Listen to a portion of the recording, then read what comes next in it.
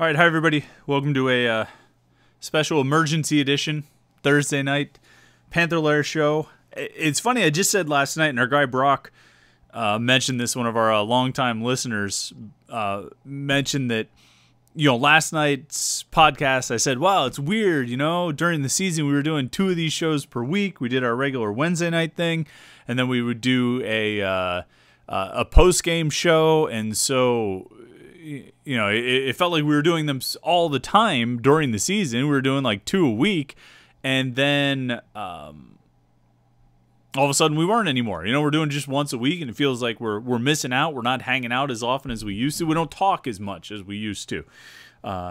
So then when some news came out here on Thursday, our guy Brock said, well, you should fire up another live stream and see what go back to back. Even though we just had the Wednesday night show last night, go back to back and do a Thursday night show, because the news, as you've seen, Pete Thamel from Yahoo Sports, although I think Pete is now with ESPN, I'm not sure what happened there, reported that Frank Cignetti is lined up to be Pitt's next offensive coordinator. And the truth is, when they hire a new offensive coordinator, got to, it seems like a good time to go live for a special reaction show. I don't know how long we'll be here. I don't know if we'll be a full hour like we usually are, or just talk for a half hour or so, but I think we need to talk about this. And there is other news too, as Unknown Legend 57 pointed out, and we're doing some investigation here, kind of in the middle of the podcast to figure this out. Michael Dowell, the Michigan State transfer, is not going to transfer to Pitt. He just announced that literally like 2 minutes before we started this live stream, so we're sort of scrambling to gather information on that. I don't know if we'll really be able to answer those questions here tonight, but I really just wanted to talk about the offensive coordinator position, and Pat Narduzzi apparently hiring Frank Cignetti. We actually posted a couple hours ago on the message board that that Cignetti was emerging as a top target. It looked like he was a top candidate for Pitt. And like I say, Pete Thamel reported a couple hours later that Cignetti was going to get the job.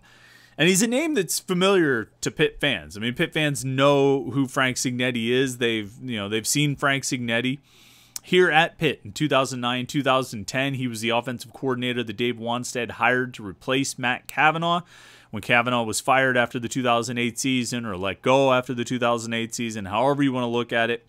However you want to term it, there was a change made at offensive coordinator, and Cignetti was hired. He's a Pittsburgh native. He spent a lot of time around here. I think he was a GA at Pitt in the late 1980s. Obviously, connections with his dad and his brother. It's a Cignetti coaching family, and their roots are in Western Pennsylvania. And Cignetti himself, Pittsburgh native. And so he's got a lot of ties locally. He's someone who's sort of known locally. But where I think he really established himself for Pitt fans, and what he did, I think that made him sort of, what's the right word? What he did that led and has led Pitt fans to look on him favorably is the work that he did in the 2009 season. And that's when he took over for Cavanaugh, and he inherited Bill Stahl. And this is one of the keys, in the Cignetti narrative, as we talk about what he can do at Pitt and what he has done at Pitt, and maybe what made him attractive and appealing for Pat Narduzzi. Now, I don't know if Narduzzi hired Frank Cignetti based on what he did 12 years ago or 13 years ago now, but I do think it's relevant as part of the story when we talk about who Frank Cignetti is and what he can do at Pitt, and maybe what made him appealing for Pat Narduzzi. I think you look at the 2009 Pitt offense, and you see the whole storyline right there. Because Bill Stahl, if you'll recall, his first year as a full-time starter, 2008, he comes in, he throws for 2,300 yards. He plays 12 games, throws for 2,300 yards, completes 57% of his passes for 9 touchdowns and 10 interceptions. And, of course, that is capped, let's get up this stat line, capped by the Sun Bowl, where Stahl goes 7 of 24 for 52 yards and 1 pick. He had thrown at least 1 interception in 4 consecutive games to end that season. He threw 2 picks in the win over West Virginia. Threw 1 interception in the loss to Cincinnati, a game that ultimately went a long way in deciding the Big East championship that year in 2008. So he's coming out of a terrible performance in the Sun Bowl. And nobody wanted Bill Stahl to be the starting quarterback in 2009. Nobody wanted Bill Stahl to continue in that role. And Frank Cignetti came in, And I think he looked at Bill Stahl. He looked at the film. He talked with Bill Stahl, and he got a sense of who Bill Stahl was. And then he tailored the offense around Bill Stahl. He built an offense for Bill Stahl, an offense that worked well with what Billy could do.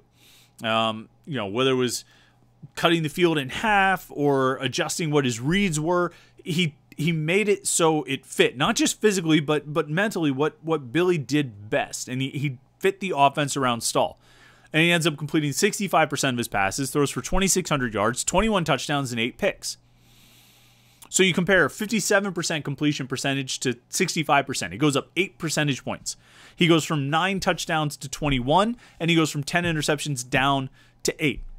And he actually threw the ball less in 2009, and he ends up with 300 more yards than he had in 2008. 2008, he threw the ball 330 times. 2009, he threw it 321 times. So he threw it less, but he completed a higher percentage for more yards, higher yards per attempt, higher average yards per attempt, more touchdowns and fewer picks. He had, by every measure, by every metric, he had a better season in 2009 than 2008, pretty considerably so.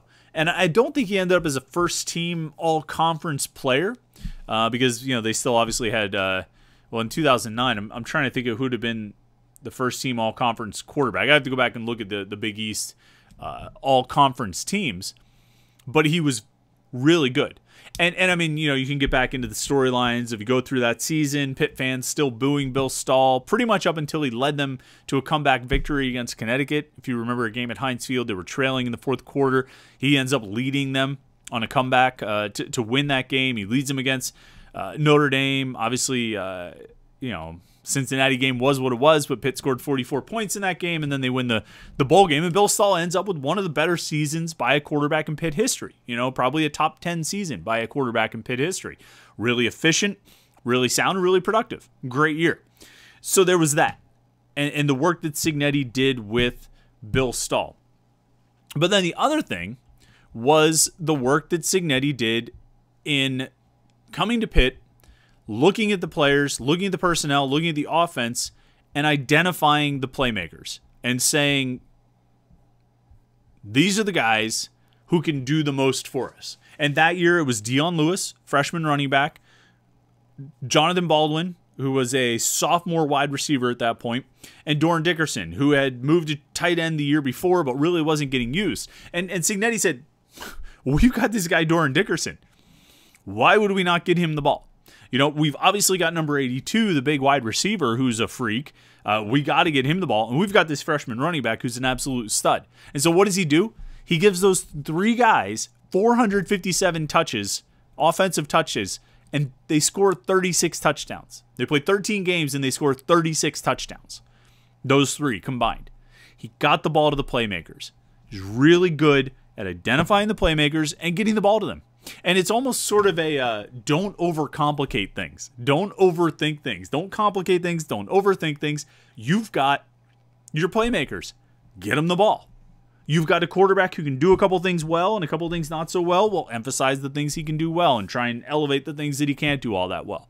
You've got a quarterback who sees the field in a certain way. Tailor your play calls and tailor your play design to how he sees the field. Tailor your play design to how he operates. When he drops back, where is he looking? We've hired him away.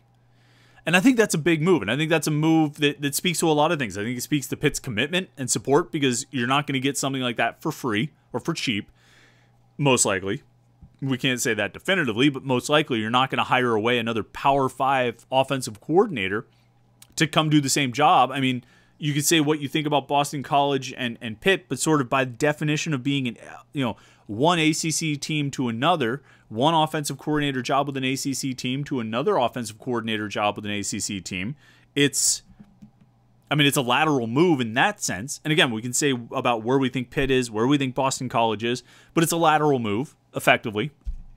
So hiring someone away for that kind of move is, I'm not going to say it's a power move, but I think there has to be some resources to make that happen.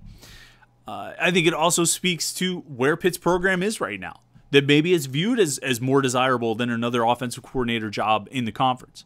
We've talked so much about the personnel coming back. We've talked so much about what this roster is, what they returned. 17 starters from a team that won 11 games and won the ACC last year.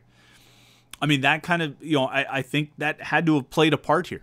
I look forward to getting an opportunity to talk with Frank Cignetti again for a lot of reasons, but I want to ask him about this. How much were you drawn to the talent that Pitt has and what you feel like you can do with that talent? And so going back, when you look at what Narduzzi was likely looking for, Power 5 experience, experience calling plays at the Power 5 level, and experience working with quarterbacks. And I think that was a big part of it. And when different candidates that would get tossed around in these conversations we would have over the last couple of weeks, trying to figure out who Pat Narduzzi was going to go after, trying to figure out who were going to be his big targets. I think if you saw a coordinator candidate who didn't have a history of working with quarterbacks, I think that moved them down the list pretty far. I think that made them, if not a complete non-factor, pretty low on the list of guys who were getting considered. I mean, you look at the history of Jim Chaney, to Matt Canada, to Sean Watson, to Mark Whipple. These are guys who work and have worked with quarterbacks. And I think that the next hire was always going to be a guy who had experience working with quarterbacks. And part of that, I think, just makes sense. I think it makes sense to have your offensive coordinator also coach the quarterbacks, because you guys, you want those guys to all be sort of have a lot of synergy. If it's me, I want my coordinator and my quarterbacks sitting in the same room as much as possible. I don't want them splitting up and going off and working with the quarterbacks coach. I want the coordinator working with those guys directly. I think Pat Narduzzi wants that as well. I think he saw the advantages. It certainly paid off this year of having the coordinator and the quarterback work together. I think that had a lot to do with Kenny Pickett's improvement. I mean, they were obviously working together the years before that, but I think this year it was certainly, Mark Whipple had a lot to do with how far Kenny Pickett pushed himself forward this season. And so Cignetti fit a lot in terms of experience, in terms of working with the quarterback. I think, he's going to have balance. I think you look at, their offense at Boston College when they had Phil Dracovic, they would emphasize Phil Dracovic. But even that, you look at that Pitt team where Doran Dickerson caught 10 touchdown passes and, and Jonathan Baldwin, I think, caught 8 or something like that. But Dion Lewis also ran for 18. Or ran for 17, I think, and caught 1 receiving touchdown. There was a balance between the running game and the passing game because they had the talent to do it. I think Cignetti's going to tailor his approach around the talent that Pitt has. It's interesting, 2008 season opener, Cal, with Frank Cignetti as the offensive coordinator, faced Michigan State with Pat Narduzzi as the defensive coordinator. And Cal won 38-31 on like a late fourth quarter touchdown. But they had 268 passing yards and 203 rushing yards. I think if you could get that kind of mix, I think Pat Narduzzi would be happy with it. Now, it's 2022. You're probably going to need more than 300 passing yards in most games. But if they could get 200 rushing yards to go along with that, I think he'd be pretty happy. And they should have the talent to be able to pull it off. And so you've got a coordinator, lots of experience, history working with quarterbacks, pro-style offensive coordinator, which has been the approach pretty much every year under Narduzzi, and a guy who's probably going to have a little more balance than Mark Whipple did. And on the matter of balance, I mean, I don't think Whipple just said, I'm going to throw it every time and screw everybody else. It doesn't matter. I don't care what players we have. I mean, I think he went into 2021 saying Kenny Pickett's our best player, and Jordan Addison is not far behind. So, of course, I'm going to have Pickett throwing the ball to Addison as much as I possibly can. We get far more better results, a lot more better results out of Pickett throwing to Addison than we get out of handing it off. Now, I think Frank Cignetti might come into it and say, look, I like Keaton Slovis a lot. I love Jordan Addison. He's the best player on the team. But we can get something out of Izzy Abanikanda and Rodney Hammond and Vincent Davis. And so, I wouldn't be surprised to see some more balance. I'm sure Pat Narduzzi would appreciate more balance. I don't know if it bothered him as much as some Pitt fans think it did. I don't know if Narduzzi was, sitting there fuming about how much Mark Whipple threw the ball. I mean, they won a lot of games with all those passes. You know, they were able to, they went 11-3, or 11-2 with Whipple calling the plays, with all those passing plays. I think he would have liked a little more balance because of the impact it can have on your defense and just the impact it can have on the other team's defense. But I think he was willing to take it because they were winning a lot of games. Going forward, and without Kenny Pickett, I think he'd like to have a little bit more balance, and that's Cignetti's MO. I mean, Cignetti has been more of a balanced play caller who, again, focuses on his playmakers and emphasizes the guys who can make things happen when they get the ball. So that's, I think it makes a lot of sense in that regard. I think this is a good hire for Narduzzi. And I think people, got to a point, not got to a point, but I think there have been points over the last couple weeks, and I think even this week, where people have gotten excited about this name or gotten excited about that name and wanted a flashy hire. And I understand that. You want something that's going to get people excited. And I get that.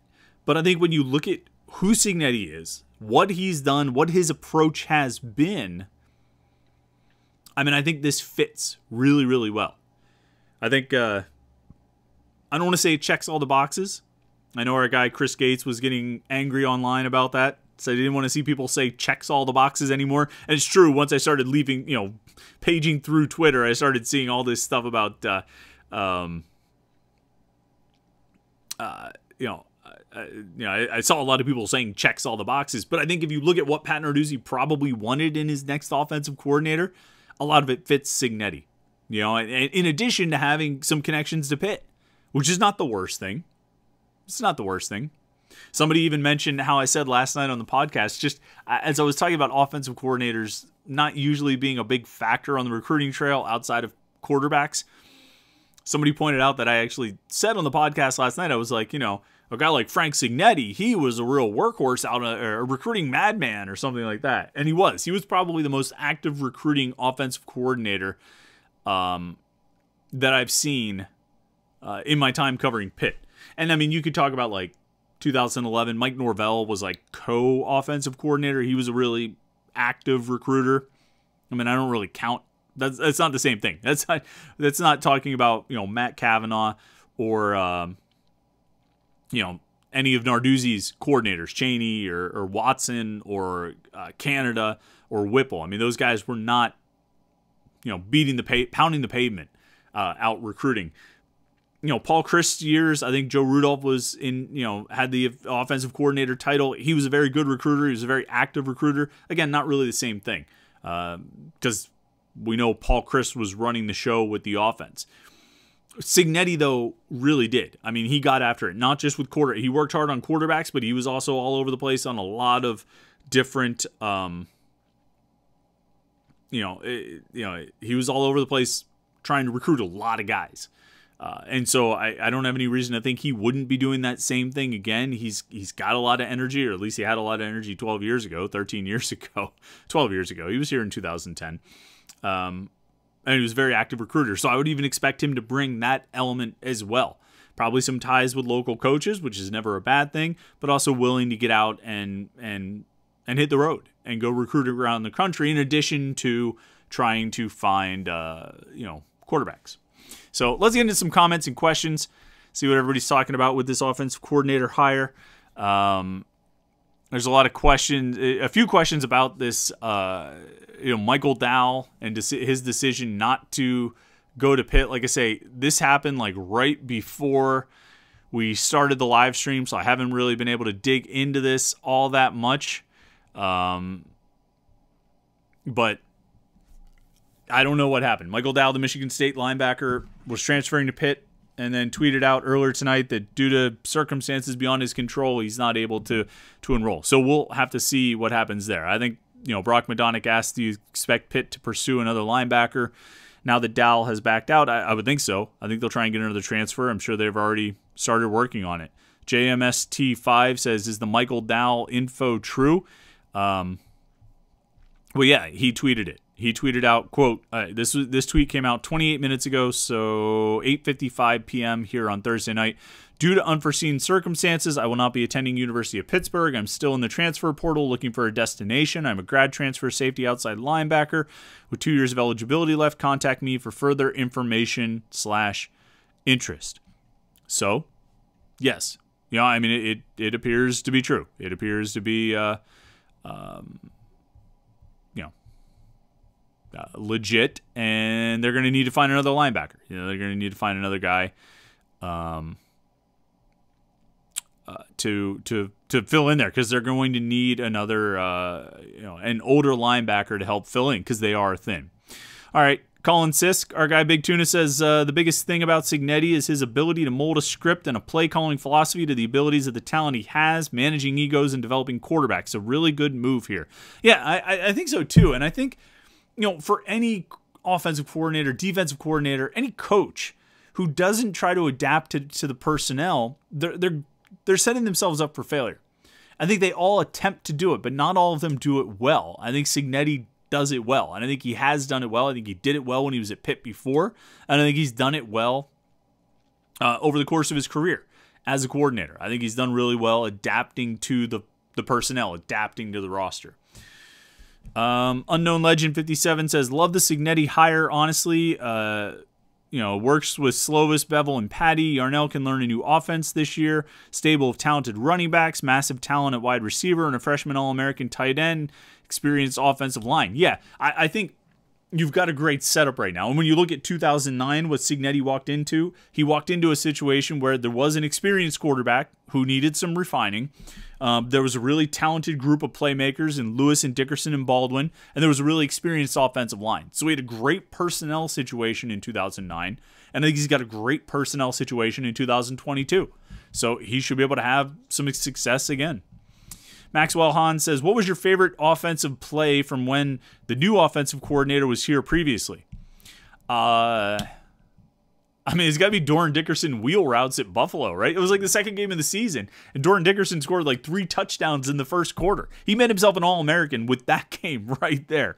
But then, some of the deep shots, the way they attacked with Jonathan Baldwin, go look at some of the catches that Baldwin made against Notre Dame. In particular, it just was, it was freak stuff. And he knew that, call these plays because Baldwin can make these plays. Here are throws that Bill Stahl can make, and here are catches that Baldwin can make. And they went out and executed. And then I'm going to hand it off to Dion Lewis 30 times a game, because this is the guy who can make our offense go. And so if I had to pick a play, it would probably be one of those Buffalo touchdowns for Doran Dickerson. I think they were all on wheel routes, I think. I'll have to ask Doran about that. But yeah, if I was picking anything, that's what I would pick. Let's see here. Joe Sherry says, we definitely can use a coordinator who simplifies things for less pre-snap penalties like the past couple years. They didn't, I feel like they didn't have as many issues this past season. I feel like that was a big problem in 2020 and 2019. I feel like they cut down on those pre-snap penalties this year. But I think Cignetti definitely likes to send guys in motion and move guys around, and you have to do those kinds of things. Particularly if you have someone like Jordan Addison, you're going to move him around to get the matchups that you want, in addition to, reading zone or reading man or any of those kinds of things. But I think he definitely can, I think he'll move. He'll have motion in the offense. I don't think there's any question.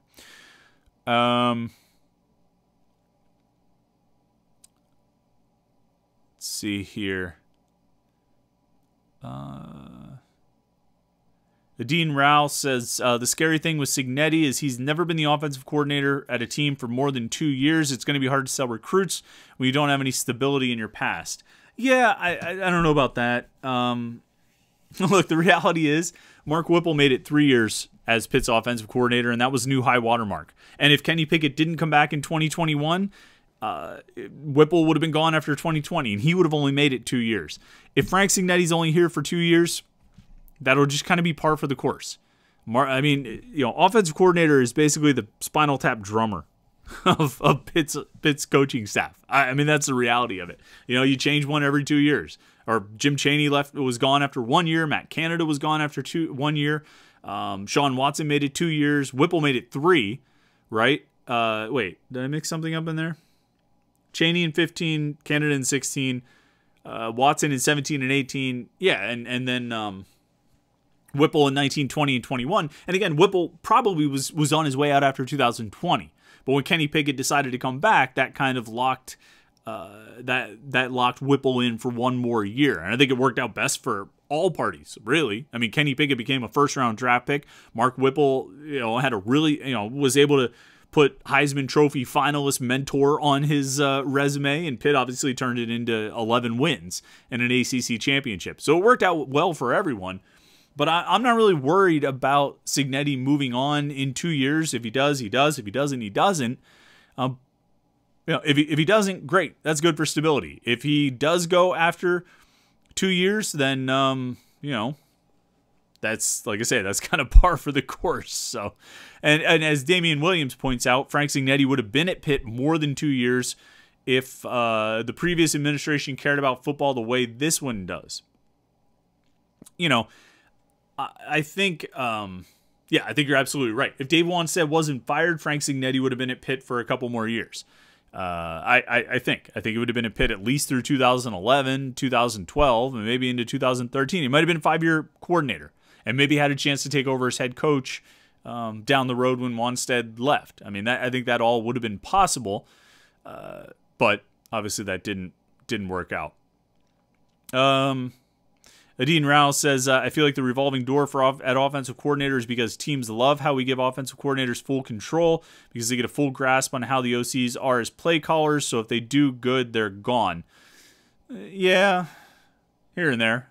I don't think the coordinators in Narduzzi have always seen eye to eye. I think by the time Jim Chaney was ready to go, that was a mutual parting. I think Sean Watson obviously got fired.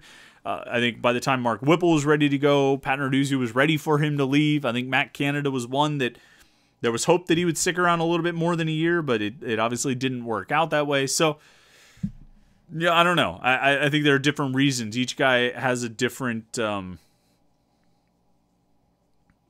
think each guy has a different reason for why he stayed or why he left. And Frank Cignetti will have his own reasons in the next couple years, and we'll see what it comes down to. I think Cignetti really is walking into a really strong situation. We've talked about this a lot. We'll continue talking about this a lot. But, I mean, you have almost all the playmakers back, right? You lost a few wide receivers. Taysir Mack, Shockey Jacques-Louis, Trey Tipton's done, Melky Stovall. You lost those guys, but you obviously returned a Biletnikoff Award winner. Two really promising... I can't call Jalen Barton a young receiver anymore. He's going to be a junior this year. But these two guys, Jalen Barton and Jaden Bradley. You've got, obviously, Jared Wayne coming back, which is a huge boost. And then, Kanata Mumfield coming in as the transfer from Akron, arguably the top transfer wide receiver on the market. You've got a lot of... You have a ton of talent at wide receiver. You've got Gavin Bartholomew back at tight end, which is huge. I love the running backs. You guys, I mean, if you've listened to these podcasts before, I think the running backs are studs. And I think Abanikanda, Hammond, and Davis can all be really good if they're given an opportunity and a good running offense. And, and then the offensive line, where you've got all these guys coming back as super seniors. You've got some promising young players to push them and compete for playing time. I mean, there's a lot to like. The one... wild card is the quarterback, Kedon Slovis, coming in as the transfer from USC, should be the guy, and I think if he is, he should have Pitt position to, he should lead this offense well. And if Cignetti can do what he does with quarterbacks, if he can live up to that reputation, then I think it's going to go pretty good for this offense overall. So I think it's promising. I really do like this hire. I think they're, when Mark Whipple got hired, I think my reaction was, all right, this is a guy who, okay, you have to roll back the clock to when Mark Whipple got hired, right? Because that's post 2018 when they set records, had 2,000-yard rushers, and set the Pitt record for rushing yards in a season. They won the Coastal Division. They were successful by a lot of measures, but they obviously had some elements missing from their offense, and their offense let them down. And they threw for 8 passing yards in the ACC championship game. So the goal was to improve the passing game. The goal was to bring in someone who could elevate the passing game and work with Kenny Pickett and help him develop, because that was his first year as a full starter, and he wasn't very good. And so they bring in Mark Whipple. And so it made sense from that perspective. I don't think anybody was all that excited, but I think you looked at it and said, okay, I see how this fits. This makes sense of why you would hire this guy. You go before that, Sean Watson. Stability. When stability is the biggest appealing quality or the attracting quality, I don't think you're giving yourself the best chance to win. I think Canada made a lot of sense. I understood Jim Chaney. Sean Watson didn't make a lot of sense. I think Mark Whipple was understandable for what they needed or wanted at that time. I think Cignetti has sort of the best overall package of these guys. I really believe that because of what he's done in his career, how far around he's been. He's been around the college game a lot. He's been in the NFL game a lot. He was a coordinator in the NFL for a year. He's a guy who I think has an impressive resume and has done a lot in terms of getting the most out of his players. And that's what you need. Not because you have guys, sometimes we say he got the most out of his players, and it kind of is not a shot at the players, but it sort of reflects that you don't think all that highly of the players. Like, well, they're not that great, but boy, you got the most out of them. He gets the most out of really talented players. And I think Pitt players, Pitt coaches, Pitt fans are probably or should be excited about what he can do with a talented quarterback like a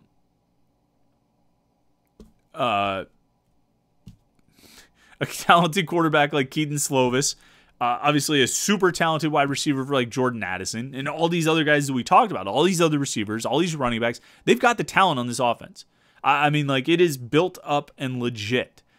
And now you've got somebody to call plays for it, somebody who's got a track record of being really good. So you might have wanted the splash hire. You might have wanted this guy, or you might have wanted that guy, and maybe they would work, maybe they wouldn't. But beyond the splash, how's it going to work? Who looks like they fit really well with what Pitt needs? And I think Cignetti looks like he fits really well. Looks like he fits really well.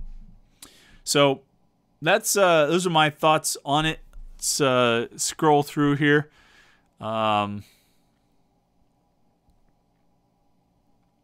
See what else we got. Any other thoughts or comments, questions? We're going to have a lot to talk about here in the next few days, and certainly when Cignetti gets officially hired and that hire is formally made. We're going to keep working on trying to figure out this Michael Dowell situation, what happened there, why he is no longer on the commitment list, and or why he decided not to transfer to Pitt, what kind of came up. We'll see what we can discover there, and we'll have more coverage of that on the message boards. But I think, like I say, I think it's a good hire for Pitt to bring in Frank Cignetti. I think Pat Narduzzi did a good job, on a lot of levels, not the least of which is hiring away another Power 5 conference offensive coordinator from a program that's not an absolute bottom feeder. I mean, you didn't get the Duke offensive coordinator. Boston College's success has been up and down, but they're a conference foe. And you hired away their coordinator because he was a guy that you felt like fit what you needed. And I agree with that. So good on Pitt, good on Pat Narduzzi. Good on you if you go to home field and get a sweet, you can get the Hawaii Rainbow Warriors sweatshirt like I have. You can get a sweet Pitt shirt. We've got a bunch of those as well to warm up the victory lights, the retro rock, the vintage rock look. You can get all those at homefieldapparel.com. You can check, so go check that out. It's super, they're great graphics and great logos and super high quality shirts and sweatshirts. Some of the best shirts and sweatshirts I've ever worn at homefieldapparel.com. And if you're a first time shopper, use the promo code LAIR, LAIR, and you get 15% off your first order. You can't beat that. Some of the best shirts you're ever going to own, and you get them for 15% off. Promo code LAIR, LAIR. Of course, stay tuned to PantherLair.com. It's where we first put Frank Cignetti's name into serious consideration. Did that early this afternoon around 4 or 4:30. So, go to the message boards at pantherlair.com. The conversation is still happening there. Panther-lair.com, pittsburgh.rivals.com. It's the most comprehensive source of Pitt sports news on the internet. Football, basketball, and recruiting. So make sure you check that out. Saturday morning, 8 a.m., we'll be talking more about Frank Cignetti on the Panthers Insider Show on 93.7 The Fan. So make sure you tune in there. Love to have you check out that show. And, of course, unless there's more big breaking news, we'll be back next Wednesday night for another Panther Lair show, 8:30 p.m. right here on youtube.com/pantherlair.com. Listen, we did this live stream kind of out of nowhere. It was like 8:45. I said, boom, we're going to do a live stream. And so if you want to make sure you don't miss one of these live streams, you got to subscribe to our YouTube channel, youtube.com/pantherlair.com. Okay, youtube.com/pantherlair.com is the YouTube channel. Go there, subscribe. We've got, I think, is it right here? Am I pointing at it? Yep, right there is the subscribe button. If you're watching the video, subscribe to youtube.com, youtube.com/pantherlair.com. Go there and subscribe, and that way you'll get a notification whenever we go live. You won't miss a live stream. So we're going to sit down and talk about some news that just broke. You'll hear it right here. You can discuss it right here at pantherlair.com YouTube channel, youtube.com/pantherlair.com. Thanks everybody who came in on this sort of spur of the moment live stream. It's been a lot of fun, good conversation as always.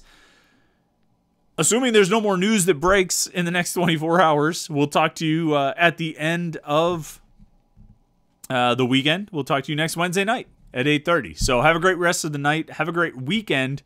Pitt basketball game on Saturday. We'll see what happens there against Louisville. But you have a great weekend, and we will talk to you next Wednesday night.